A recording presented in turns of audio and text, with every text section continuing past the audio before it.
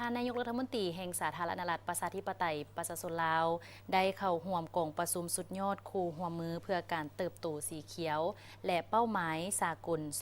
2030 หรือ PCG ครั้งที่ 4 ที่ฮานอยสาธารณรัฐสังคมนิยมเวียดนามในวันที่ 16 เมษายน 2025 ท่านสอนไซ ศรีพันดร นายกรัฐมนตรีแห่งสาธารณรัฐประชาธิปไตยประชาชนลาว พร้อมด้วยคณะได้เข้าร่วมพิธีเปิดกองประชุมสุดยอด คู่ร่วมมือเพื่อการเติบโตสีเขียวและเป้าหมายสากล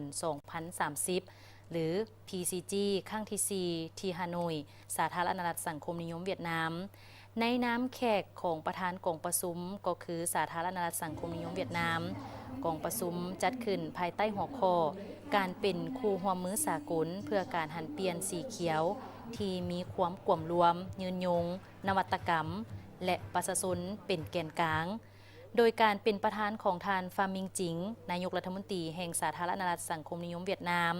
มีบรรดาหัวหน้ารัฐบาลการนำขั้นสูงและผู้ต่างหน้าทางการจากบรรดาประเทศต่างๆบรรดาองค์การจัดตั้งสากลและภาคธุรกิจเข้าร่วมหลายกว่า400ทานในพิธีเปิดกองประชุมอย่างเป็นทางการทานโตเลิมเลขาธิการใหญ่พรรคคอมมิวนิสต์เวียดนาม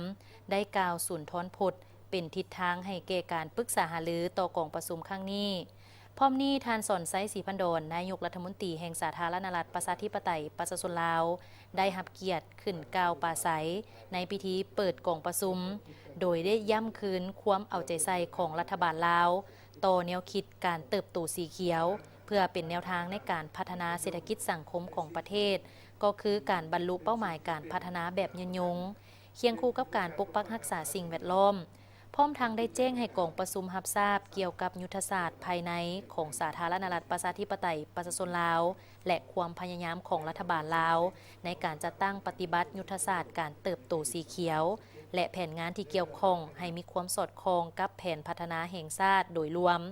ถึงว่าสาธารณรัฐประชาธิปไตยประชาชนลาวจะเป็นหนึ่งในประเทศน้อยก็คือประเทศด้อยพัฒนาและบ่มีชายแดนติดกับทะเลมีความยุ่งยากและข้อจำกัดหลายด้านก็ตามท่านนายกรัฐมนตรียังได้อธิบายเพิ่มเติมการแก้ไขข้อยุ่งยากซึ่งรัฐบาลลาวได้ร่วมกับภาคธุรกิจและประชาชนสุมใส่พัฒนาประเทศโดยการหันเป็นสีเขียวตามยุทธศาสตร์การเติบโตสีเขียวของสาธารณรัฐประชาธิปไตยประชาชนลาวถึงปี 2030 โดยเฉพาะแม่นการส่งเสริมการมีส่วนร่วมของชาวเกษตรกรชาวผู้ออกแรงงานและภาคธุรกิจในการมีเวียกงานการพัฒนาโดยการหันนำใช้เทคโนโลยีที่ทันสมัยการผลิตกสิกรรมแบบยืนยงและการนำใช้พลังงานสะอาดพร้อมทางเรียกร้องมายังบรรดาคู่ร่วมมือและวงคณะญาติสากลก็คือประเทศสมาชิกและประเทศคู่ร่วมก็คือประเทศคู่ร่วมมือเพื่อการเติบโตสีเขียวและเป้าหมายสากล 2030 สืบต่อเพิ่มทวี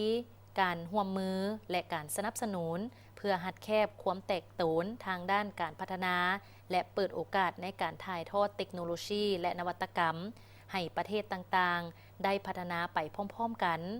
พร้อมทางย้ำคืนความหมายมั่นของสาธารณรัฐประชาธิปไตยประชาชนลาวในการจัดตั้งปฏิบัติยุทธศาสตร์การเติบโตสีเขียวอย่างเสมอต้นเสมอปลายและจะสืบต่อร่วมมือกับบรรดาประเทศและคู่ร่วมพัฒนาในการจัดตั้งปฏิบัติการเติบโตสีเขียวเพื่อสุกยู่การบรรลุเป้าหมายการพัฒนาแบบยืนยง